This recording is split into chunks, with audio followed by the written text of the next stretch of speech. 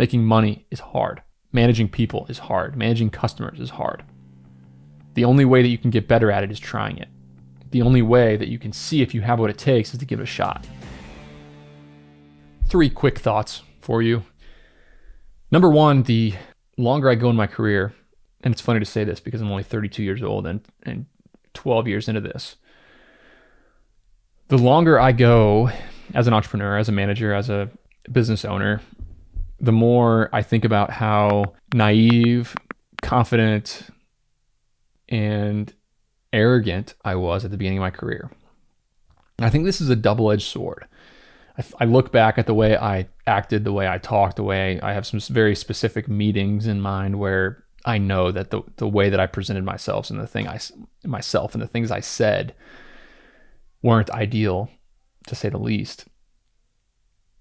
But this is a double-edged sword, because without that blind confidence and without that ego and without that energy and that maybe not fully polished understanding of risk, without those things, I don't think I ever would have become an entrepreneur. I think if I would have taken myself too seriously or become more mature or understood the risk factors a little bit more as I do now, I don't know that I would have had the guts to go out and start a business. So I think I tweeted this and somebody had a good saying. They said, the ego of a young entrepreneur is the envy of an old entrepreneur. The confidence, the blind confidence of a young entrepreneur is the envy of an older entrepreneur. And I think there's something to be said for that. I think if you're going to take a different path, if you're going to try entrepreneurship, if you're going to do those things to make it happen, there has to be some level of blind confidence. There has to be some level of ego and, I'm just, I can't go wrong. I can't mess this up. And when I look back on myself as a 21-year-old when we started our small business, I was the epitome of that. I was running around thinking that every decision I made in the business was the best decision. Looking back, I made a heck of a lot of mistakes, but I learned and I was competent. I'll give myself that. I made good decisions. I was a good leader. I had charisma. I had things going for me. But man, I made myself sound foolish in a lot of meetings. Another one, running a business, being a business owner. This is another totally different thought.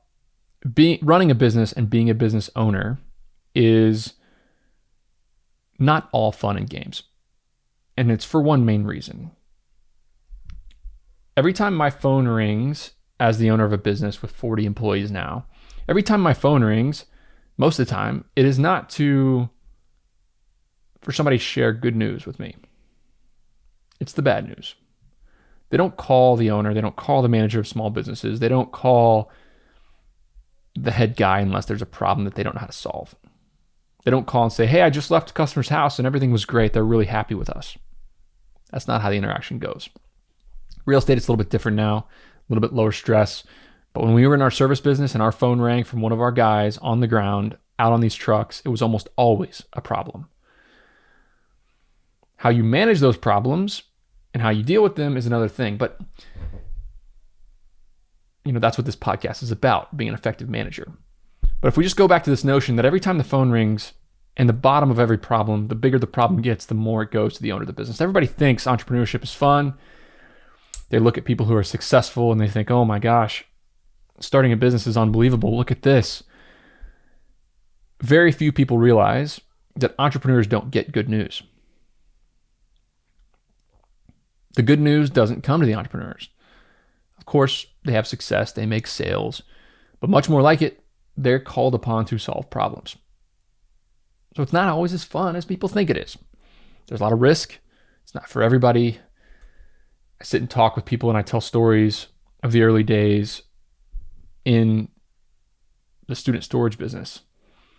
And to paint a picture, we were 23. We had risked everything. It was 2013. We had a big growth year this was in Boston. We had a big growth year. We had more customers than we could have expected, and we didn't know what we were doing. So we were severely understaffed. And These are periods of time when I would spend a 3-week stretch sleeping an average of 3 to 4 hours a night. And the big busy weekend in Boston, which is always Labor Day weekend, we're delivering all this stuff. This would be a 4-day stretch when we had half of our deliveries for the whole year, this 4-day stretch. Those days I wouldn't sleep at all. And I have a horror story that I'll share with you, just kind of paint a picture of how rough it can be to be an entrepreneur. We were in Boston. We got way too many customers. We were severely understaffed. We were working our employees too hard, too many hours. We're talking driving truck, doing physical labor for 60 hours a week, 12-hour days, several days in a row. And it's just really, really hard on your body. And so they started to basically quit. And we're the third day into this. And this is back when I was the customer service department. I was the billing department. I was making the schedules. I was helping to load the truck. I was organizing all the people and hiring the people and trying to get them to show up to do their job. And we were overloaded, which was a good thing because we made some money.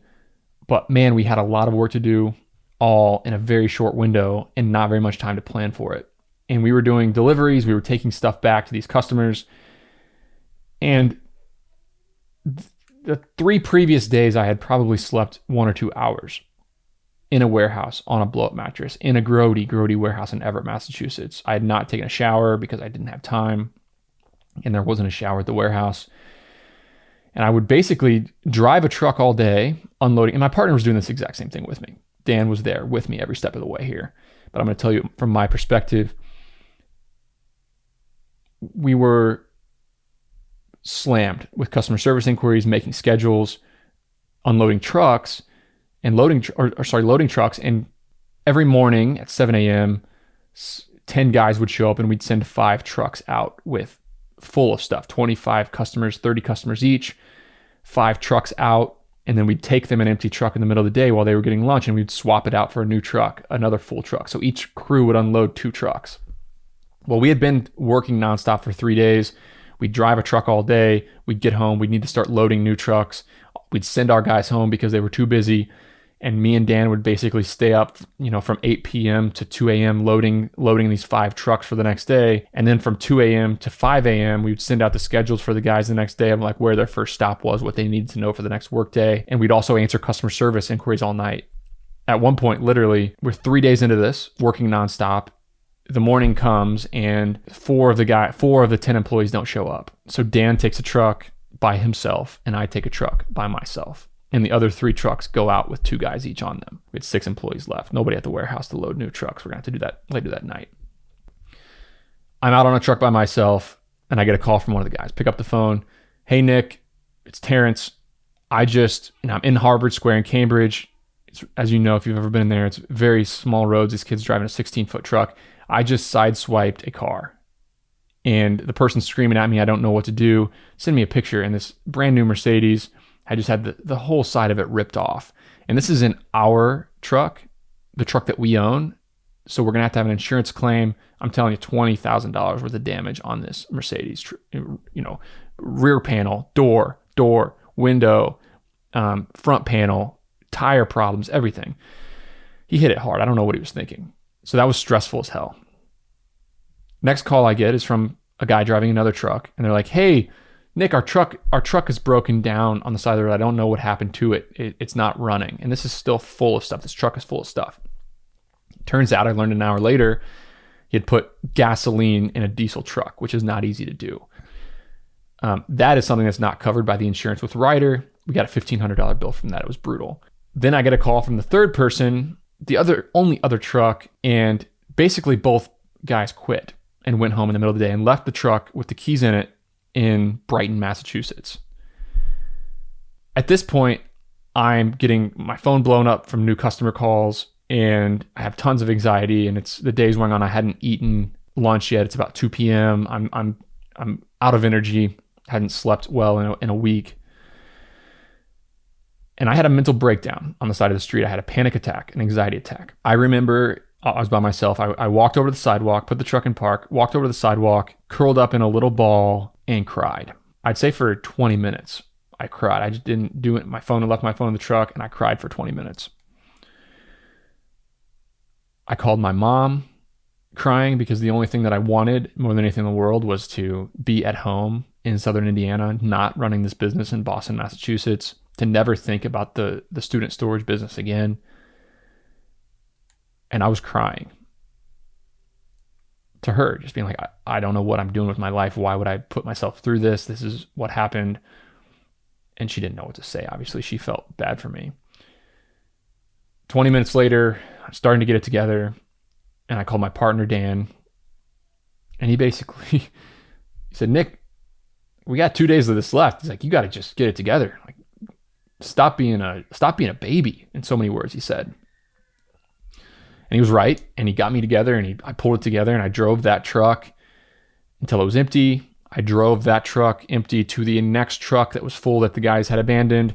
Got in that truck and drove it myself and unloaded it. We had another truck at the warehouse that we needed to unload as well. I got home from unloading these boxes. I think we went out at 7 a.m. I got home at about 5 a.m. from unloading these boxes, delivering customer stuff. My partner was in the same exact boat.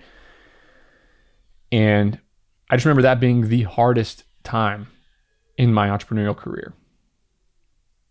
I was sleep deprived, not to do too much information, but I had a really, really bad case of chafing between my thighs where I was bloody. I was bleeding, so I had to walk around with bandages wrapped. Again, I hadn't showered in 3 days. I went to laundromat to do my laundry, and I was using like baby wipes to keep myself from like really smelling up elevators with customers. But there are many stories like this in my journey. I mean, we were in a very hard business. We learned a lot about it, about what stress is, about what real stress is. And we got through it, but not without some scars, some mental and emotional scars. And another thing that I'll say, I'll leave you with one more thing before I wrap up this podcast episode. If there's one main takeaway that I've learned that is not really intuitive, it's that it's very uncomfortable paying an employee to do a job when you know as a business owner that A, that employee is going to cost you money and hurt your margins, and B, you can always just do it yourself a little bit longer. I can physically do this myself just a little bit longer. It's very uncomfortable to hire an employee when you think, is this really a full-time job? Do I really need to invest $20, $30 an hour or $40,000, $50,000 a year? The answer almost always is no. You could keep doing it yourself. But when you hire a good employee and when the business starts to click, a week after these hires, sometimes 2 weeks, a month after you've made this hire, you look back and you're like, how did I ever do this without this person? How did I run this business without this person that I hired a month ago? And here I was a month ago thinking that I didn't even need to do it. So if that's you and I'm speaking to you, I'll tell you right now that it's uncomfortable to hire somebody. It's uncomfortable, especially early on, when you don't necessarily have the money, when you could physically do it yourself a little bit longer. But when you understand the power of delegation, when you get these people who are good A players in your business, your world opens up, you make more money, you spend more time selling, you spend more time working on your business instead of in your business, and your world opens up. And it'll make your life 10 times better. I hope you got something out of this episode. And just take away the fact that, look, this stuff's hard. This stuff is really, really hard. It's not for everybody. Any successful person that you look at, unless they were handed a big family business, and even that comes with its own mental and emotional stress. Every single entrepreneur who's been successful has war stories. They have times when they did not want to be entrepreneurs. They have times when they had to do something for long periods of time that they did not want to do. They have times where they suffered mentally, emotionally, went through anxiety, went through these things that entrepreneurs deal with. Every single person who's been successful that I know has done that. You cannot get around it. So if you're watching this, if you're consuming media online thinking there's a get rich quick scheme, all I got to do is watch Tai Lopez and open this drop shipping company, and then there's these easy methods. There is no easy methods. If you're not willing to suffer, if you're not willing to do things that other people are not willing to do, then you're not going to build the wealth. That's, it's really hard to get in this world. Everybody thinks making money is easy. I spend a lot of time on Twitter, and there's nothing worse than the amount of people on Twitter that think making money is easy. It's not. Business is hard. Making money is hard. Managing people is hard. Managing customers is hard. The only way that you can get better at it is trying it. The only way that you can see if you have what it takes is to give it a shot. You can read, you can listen to me, you can listen to all 285 or what do we have, 300 of my podcasts. You can do all those things, but when it comes down to it, you got to just get out there and try. It's like trying to learn how to play basketball without ever picking up a ball. It's impossible. You can read all the books from Michael Jordan and all the great basketball players. You're not going to learn how to play or even see what you have until you pick up a ball. So embrace it. Embrace the journey. Embrace the suffering. Those tough parts of entrepreneurship, those things that are really hard, that is what makes the success that much more rewarding. And it leaves me now with a real sense of pride that I was able to push through and handle those very, very difficult situations. So I'm just going to encourage you to embrace it as the journey, enjoy the ride, try not to let the stress cripple you, and just be strong and fight. This episode of the Sweaty Startup is brought to you by Jobber. And Jobber is a software that allows service business owners to run the back end of their business with ease. You can get quote request forms right inside the app on your website from customers. You can send out quotes to customers with a couple clicks of a button. You can set up all of your automatic email templates. You can send bills. You can get paid. You can stay organized. You can even schedule your employees. Now, GetJobber is unbelievable, and my brother uses it to basically run his lawn care company without any admin work. And I just highly recommend this service. Visit getjobber.com/sweaty for a 20% discount and a free trial. I think if you run a service business, it is the best way to appear professional to the customers and also be incredibly efficient on your end. Now, one more time, it's getjobber.com/sweaty.